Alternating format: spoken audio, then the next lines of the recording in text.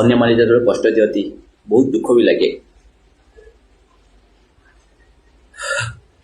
କିନ୍ତୁ ସହିଯାଏ।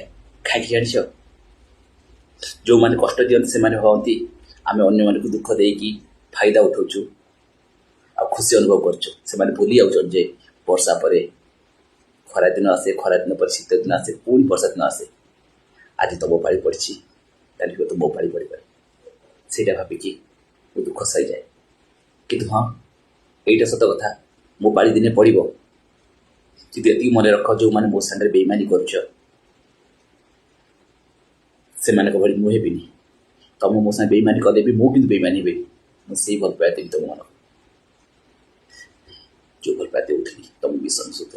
କିନ୍ତୁ ହଁ, ଜାଣିବି ତମେ ଗୋଟେ ଅବିଶ୍ୱାସୀ ଲୋକ, ଫିର୍ ବି ମୁଁ ଭଲ ପାଇବି।